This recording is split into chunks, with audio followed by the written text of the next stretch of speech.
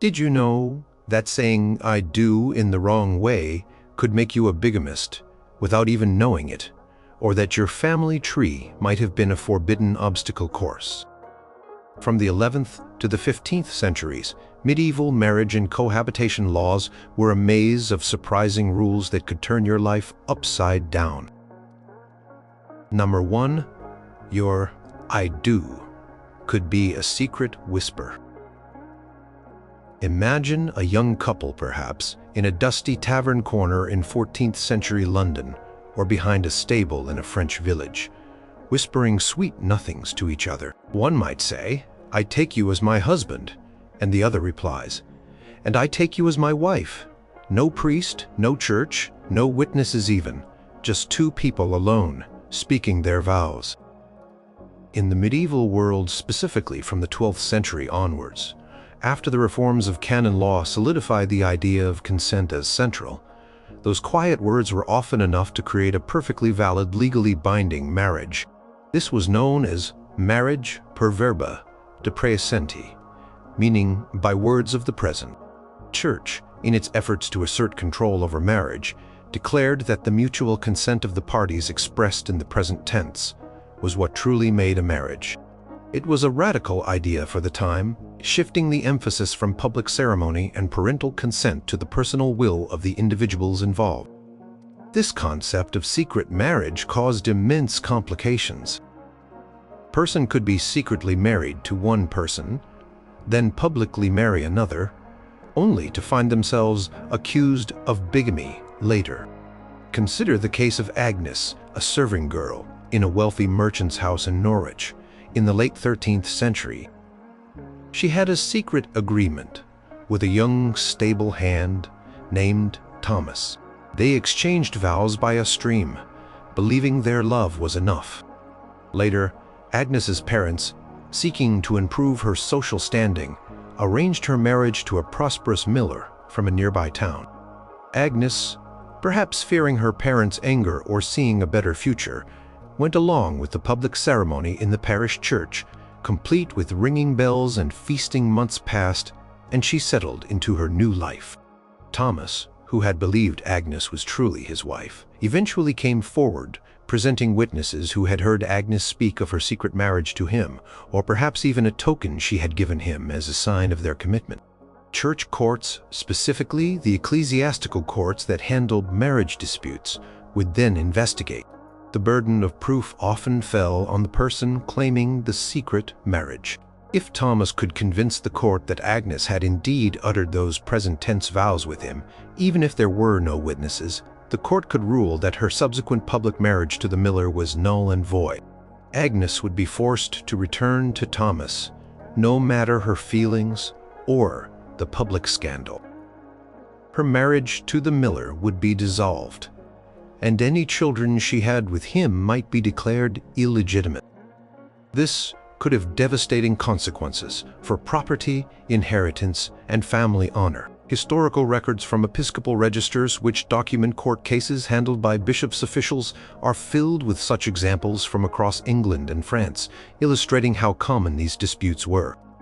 For example, the records of the Bishop of Worcester in the early 14th century show numerous cases where individuals were forced to uphold a prior unpublicized contract. Often to their great personal distress, the potential for abuse was also significant. A man could trick a woman into saying words that constituted a marriage, then abandon her only to reappear years later to claim her and any property she had accumulated, disrupting her new life. Conversely, a woman might claim a secret pre-contract to avoid an undesirable arranged marriage, or to force a man who had seduced her into fulfilling his promise. The church tried to mitigate this by encouraging public ceremonies and the presence of witnesses, but it never invalidated the core principle that consent alone, freely given in the present tense, created a binding marriage.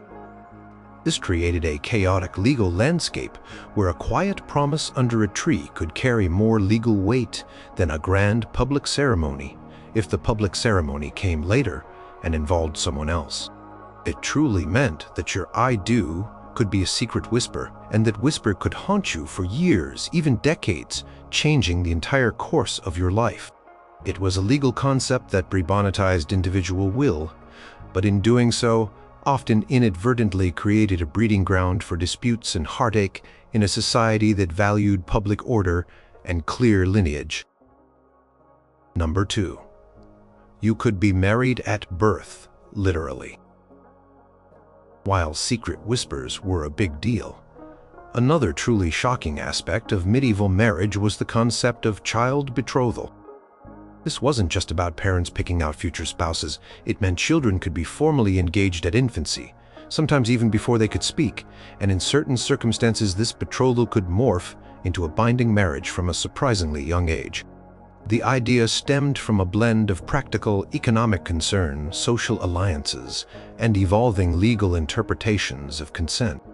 For noble families especially, betrothals were strategic tools to consolidate power, acquire land, and forge political alliances.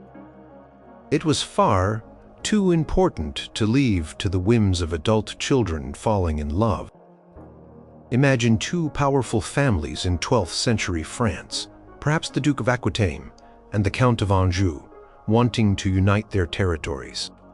They might arrange the betrothal of their newborn children, a boy and a girl, through a formal contract witnessed by lawyers and important figures. This was called a sponsalia de pursuit, a promise of marriage in the future. The children, swaddled in blankets, were literally married off in this sense. The contract would specify the dowry, the inheritance, and the date when the actual marriage would take place, usually when the children reached a certain age of maturity, often around 12 for girls and 14 for boys, though it could be earlier. However, the truly astonishing part was what happened if these children, once they were a bit older, chose to ratify or consummate the marriage.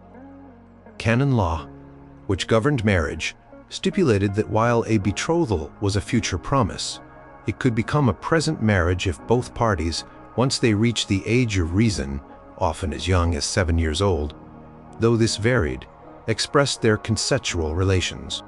For example, a historical account from the 13th century in England tells of a young boy barely 10 years old and a girl perhaps a year older who had been betrothed since infancy. Their parents, perhaps eager to solidify the alliance and secure the dowry, encouraged them to live together. If these children, driven by curiosity or simply following instructions, were to engage in sexual acts, canon law would consider them to be legitimately married, regardless of their age. Consummation of the marriage, even by children, was seen as a powerful act that transmuted a future promise into a present, unbreakable bond. Court records of the Bishop of Lincoln in the 13th and 14th centuries contain numerous cases involving disputed child marriages. One particularly poignant example might be the case of Eleanor, who was betrothed to a neighboring lord's son when she was 3 years old. At the age of 8, her parents sent her to live in her future husband's household. The boy Arthur was 10. According to later court testimonies, encouraged by their respective families who wanted to ensure the alliance was truly sealed, they intermingled, a medieval euphemism for sexual intercourse. Years later, when Eleanor reached adulthood, she discovered Arthur was cruel and abusive. She sought an annulment, arguing that she was too young to consent to marriage or consummation. However, the ecclesiastical court, after hearing testimony from both sides, often ruled that because the marriage had been consummated even by children, it was a valid and indissoluble bond. Eleanor was forced to remain Arthur's wife. They highlight a stark contrast between modern sensibilities and medieval legal principles. While the Church later clarified that full consent was required for a marriage to be valid, and this typically meant reaching the age of puberty, the fact that a pre-contract could be sealed by young children, or that consensual sexual relations at a tender age could irrevocably bind them, was a shocking reality. It meant that a child's future, their entire adult life, could be determined before they even understood the meaning of marriage, sometimes by acts they barely comprehended, solidifying alliances that had nothing to do with their own desires or well-being. It was a world where you could indeed be married at birth or shortly thereafter, with profound and often tragic consequences. Number 3. Your family tree was a minefield. If you thought dating was complicated today, try navigating the medieval rules of consanguinity and affinity. These laws dictated who you absolutely could not marry, not just based on close blood relatives, but on a sprawling complex web of family connections that would make your head spin. Breaking these rules wasn't just frowned upon. It could render your marriage invalid, make your children illegitimate, and potentially cost you your entire social standing and property. The Church, in its bid to regulate morality and prevent incest, extended the prohibited degrees of relationship far beyond what modern societies consider consanguinity, referred to blood relationships. You couldn't marry your sister, brother, mother, or father, of course, but it went much, much further. Church's canonical degrees often prohibited marriage up to the 7th degree of consanguinity. What did this mean in practice? It meant you couldn't marry anyone with whom you shared a common great-great-great-great-grandparent. Think about that for a moment. To put it simply, if you and someone else shared even one ancestor 7 generations back, you were considered too closely related to marry. This was incredibly broad and difficult to trace, especially in an age before widespread genealogical records. Imagine a noble family in 13th century England seeking a suitable marriage for their son, Robert. They find a desirable match in Lady Eleanor from a powerful neighboring family. Both families conduct careful investigations, tracing their respective lineages back generations to ensure no forbidden ties exist. But what if, unbeknownst to them, a distant ancestor of Robert, perhaps a great-great-great-aunt, had married a distant ancestor of Eleanor, perhaps a great-great-great-uncle? Even if this common ancestor was 7 generations removed, the marriage would be considered incestuous and forbidden. If discovered, the marriage could be annulled, leading to public shame, loss of property, and the children being declared illegitimate, effectively stripping them of their inheritance and social standing. But the rules didn't stop at blood. There was also affinity, a legal bond created by marriage. This was even more mind-boggling.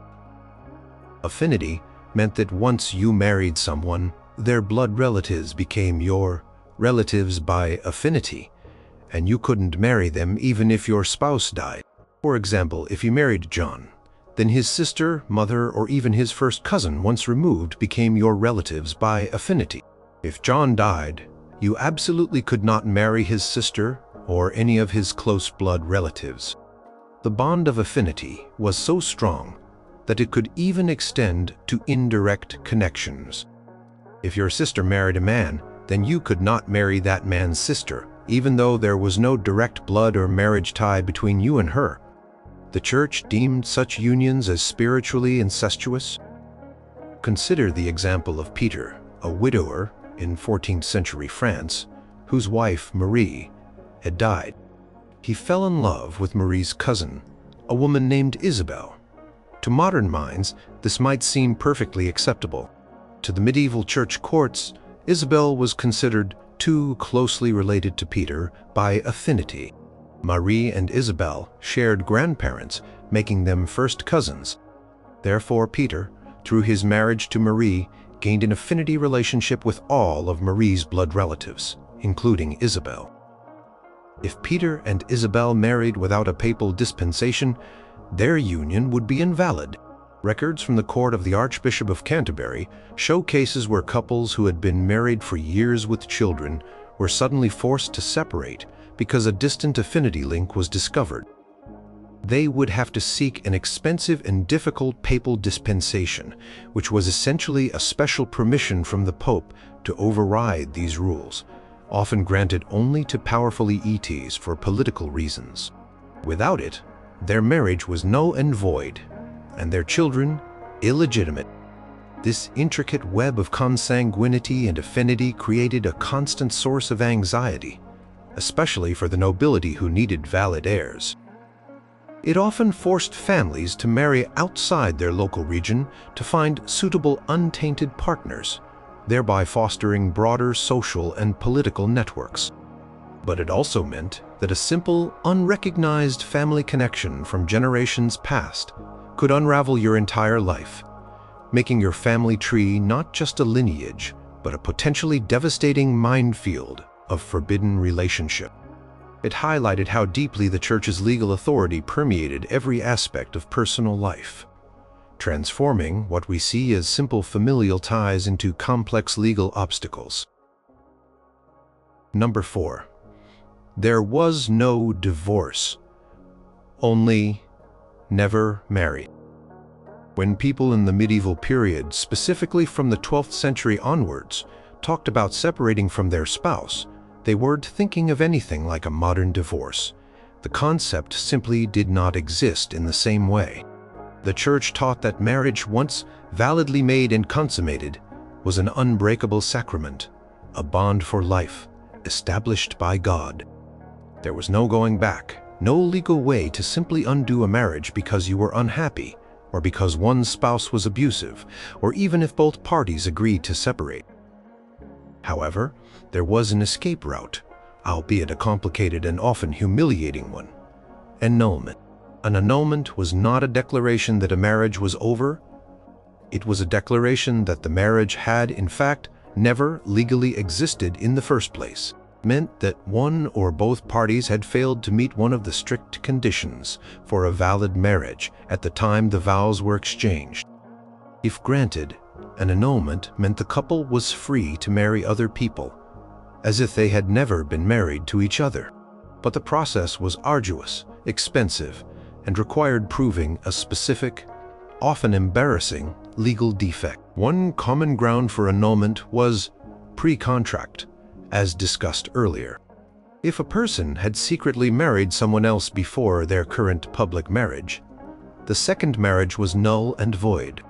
Another common ground was consanguinity or affinity, proving that the couple was too closely related, as explored in the previous point.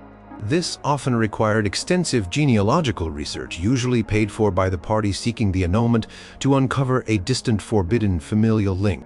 Even if the couple had been married for decades and had many children, if a legitimate pre-existing impediment was discovered, the marriage could be annulled.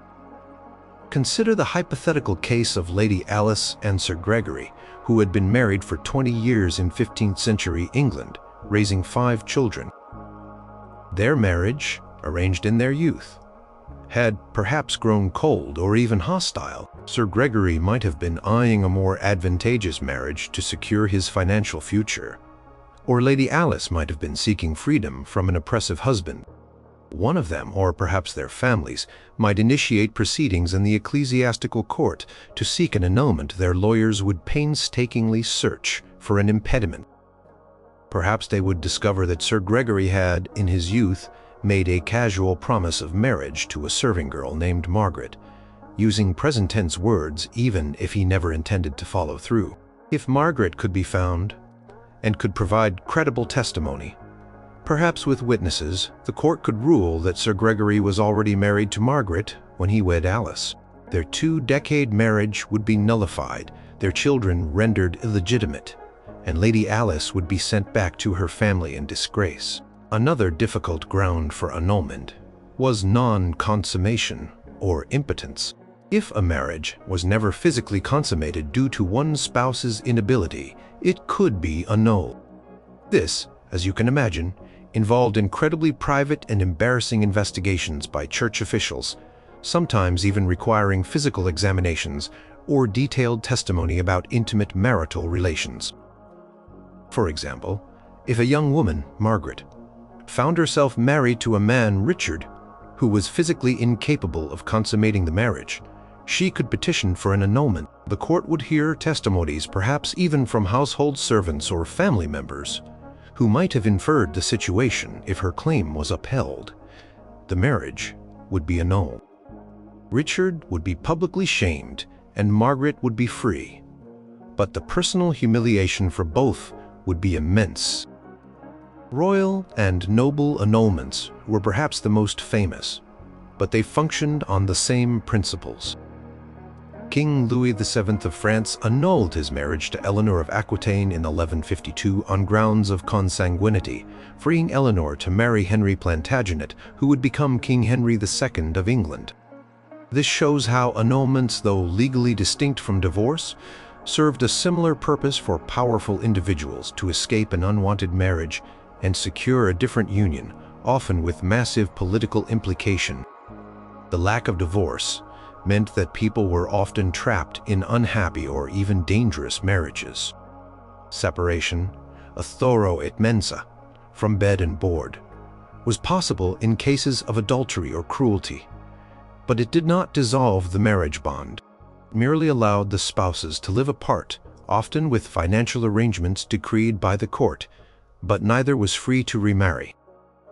This system, where marriage was unbreakable, and the only way out was to prove it never truly existed, highlights a profoundly different approach to marital dissolution, one where the Church's sacramental view of marriage took precedence over individual happiness or practical considerations. Number 5. One affair could ruin your entire lineage. Adultery in the medieval period was not just a moral failing. It was a serious legal offense with devastating social and economic consequences, particularly for women. While both men and women could commit adultery, the legal and social repercussions were almost always far more severe and public for wives. For a woman, an affair could mean the absolute destruction of her family, her reputation, and her children's future. Church courts held jurisdiction over cases of adultery, viewing it as a sin and a breach of the marriage sacrament. A man who committed adultery might face public penance, fines, or even temporary excommunication. His social standing might suffer, but his legal rights, his property, and his children's legitimacy were generally secure. For a woman, however, the stakes were incredibly high. If a wife was found guilty of adultery, she stood to lose her dower rights, which was the portion of her husband's property, often 1/3, that she was legally entitled to for her lifetime if she became a widow. This was her financial security, and losing it could reduce her to destitution, forcing her to rely on the charity of her family, or even pushing her into poverty. Consider the case of Lady Isabella, a noblewoman in 14th century England. Her husband, Sir Reginald, was a knight often away on campaigns. Isabella, perhaps lonely or unhappy in her marriage, began a discreet affair with a younger squire. If Sir Reginald discovered the affair, he could bring a case against her in the ecclesiastical court. He would present evidence, perhaps testimony from servants, or even letters exchanged between the lovers. If Isabella was found guilty, the court would not only impose a penance such as public flogging, standing at the church door in a white sheet, or a pilgrimage, but she would also forfeit her dower. This meant that if Sir Reginald died, Isabella would inherit nothing from his estate, even if they had been married for decades.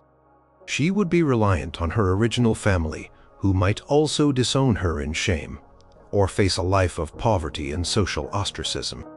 Beyond dower, the most catastrophic consequence for a woman convicted of adultery was the potential impact on her children.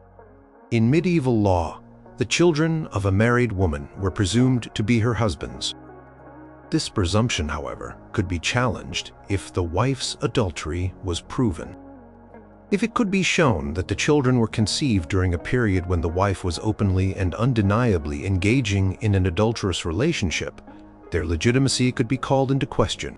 While this was rare and difficult to prove, if a child was declared illegitimate, they lost all rights to inherit property or titles from their presumed father. This could completely disinherit an entire generation, ruining a family line and its legacy, simply because of one woman's transgression. For a powerful family, this was a disaster of epic proportions, leading to land disputes and instability.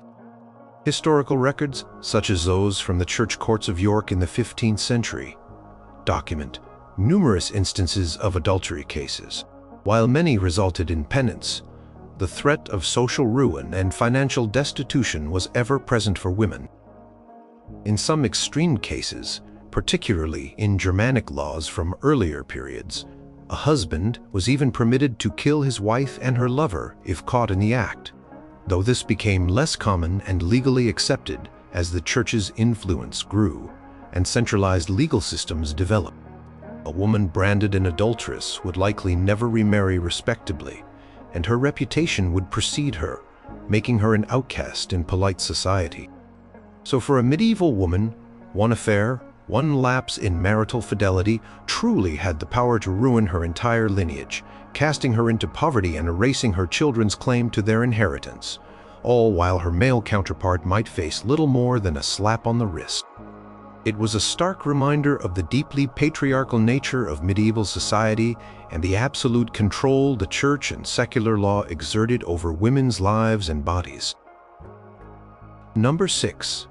Your wife was your property. Legally speaking. In medieval Europe, the legal status of a married woman was profoundly different from that of a single woman and fundamentally different from that of a man. Under the legal principle of coverture, a wife's legal identity was effectively subsumed into that of her husband. She became in many respects an extension of him, losing many of the independent rights she might have held as a single woman. This meant that her property, her earnings, and even her physical person became, in the eyes of the law, under the control of her husband. This wasn't just a figure of speech, it had very real, tangible implications. When a woman married, any movable property she brought into the marriage, such as money, jewels, household goods, or even livestock, immediately became her husband's property.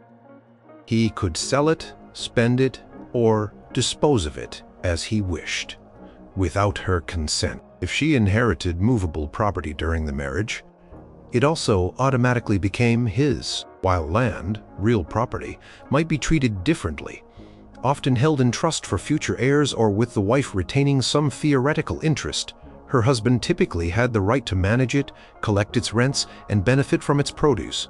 He controlled the purse strings entirely. Consider the example of Eleanor, a skilled weaver in a 13th century French town. Before her marriage to Jean, she was an independent woman who ran her own workshop, managed her finances, and made her own contracts. The moment she married Jean, however, her legal identity as an independent businesswoman ceased. Her workshop, her loom, her finished cloth, and any money she had saved became Jean's. If she continued to weave, any income she generated from her labor belonged to Jean. She could not enter into contracts, sue, or be sued in court without her husband's consent and participation.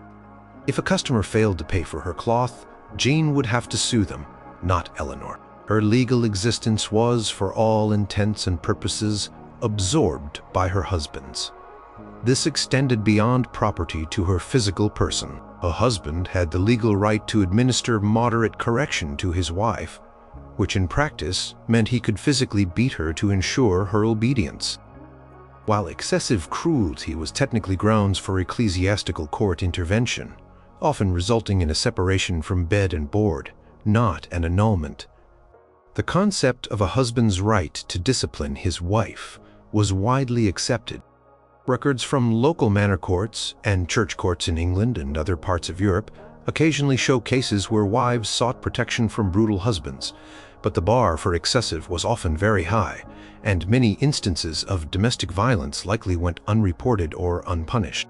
The law essentially viewed the husband as the head of the household, with authority akin to that over his children or servants. Furthermore, a wife could not make a will and dispose of her property without her husband's permission, even if it was property she had brought into the marriage. If she died intestate, without a valid will, her property would typically pass to her husband, not necessarily to her own blood relatives. This placed married women in a position of extreme legal and financial vulnerability, making them entirely dependent on their husband's goodwill or their male relatives. While a single woman, a femme sole, had many of the same legal rights as a man, she could own property, engage in business, and sue in court. Marriage stripped her of these freedoms. The concept of coverture meant that in the eyes of the law, a husband and wife were one person, and that person was the husband. This legal framework, deeply embedded in medieval society, cemented the patriarchal power dynamic within marriage, treating the wife not as an equal partner, but as a subordinate under her husband's complete legal and economic control. It meant that for many medieval women, their legal identity and autonomy disappeared the moment they said, "I do," effectively making their person and property in a legal sense their husband's. Number 7. Living together meant you might already be married. In the bustling towns and quiet villages of the medieval world, especially after the Church refined its laws on marriage in the 12th and 13th centuries, simply living together as if you were married could in many circumstances be interpreted by the law as a valid binding marriage. This was known as marriage, per verba de praesenti, by words of the present. As mentioned earlier, but with a crucial twist, if a couple lived together and were widely considered by their community to be married, the church courts often presumed that they had exchanged the necessary present tense vows, even if there was no proof of them. This was sometimes called marriage by cohabitation with repute. This concept arose from the church's desire to regularize unions and ensure the legitimacy of children, as well as to uphold the sanctity of marriage. If a couple shared a home, presented themselves as husband and wife, perhaps even attended church together as a married couple, and the community treated them as such, the church courts would often consider them to be married in the eyes of God and law. This meant that if one party later tried to leave the relationship or marry someone else, the other could bring a case to the ecclesiastical court, arguing that a valid marriage already existed. Imagine John, a carpenter in a 14th century English village, and Mary, a local baker. They began living together without a formal church ceremony, perhaps due to poverty, or simply because they believed their mutual affection was enough. They shared meals, slept under the same roof, and Mary might even have used John's surname in the local market. The neighbors, the priest, and the entire community viewed them as a married couple, even if they never explicitly saw them exchange vows. Years later, John, perhaps having grown tired of Mary, decided he wanted to move to a larger town and marry a wealthier woman. He might try to abandon Mary, arguing that they were never formally married. However, Mary could bring a suit against John in the church court. She would call upon witnesses from the village, their neighbors, friends, even the parish priest, who would testify that John and Mary had lived together openly as husband and wife for years, presenting themselves as such to the community. If the court was convinced that there was sufficient repute, public recognition of their marriage, it would rule that John and Mary were indeed legally married. John would be compelled to return to Mary, uphold his marital duties, and provide for her. If he refused, he could face excommunication, a severe punishment in medieval society that cut him off from the sacraments and often from his community, leaving him vulnerable to social and legal ostracism. This had significant implications for inheritance and the legitimacy of children. If a couple lived together and were publicly reputed as married, any children they had would be considered legitimate, even without a formal ceremony. This was vital for ensuring heirs could inherit property and titles without dispute. Conversely, if a person secretly contracted a marriage, then lived with someone else and had children, the previous secret marriage would render the current union invalid and the children illegitimate, as discussed in the Secret Whisper chapter. The emphasis on public repute also served to protect women who might have been seduced by promises of marriage. A man might promise marriage, then live with a woman for a period, perhaps even having children.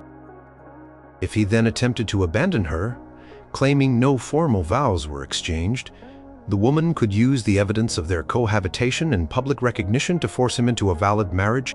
Church wanted to prevent men from using casual cohabitation to exploit women without consequence, ensuring that promises were upheld and relationships were formalized. This legal principle meant that simply sharing a bed and being seen as a couple in your community could inadvertently tie you into a legally binding marriage, whether you had a formal ceremony or not.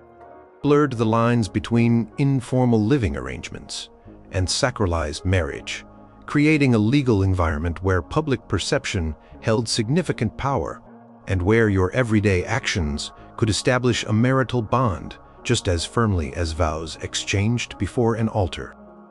It truly meant that living together in the medieval world could mean you were already married, with all the serious legal and social obligations that entailed.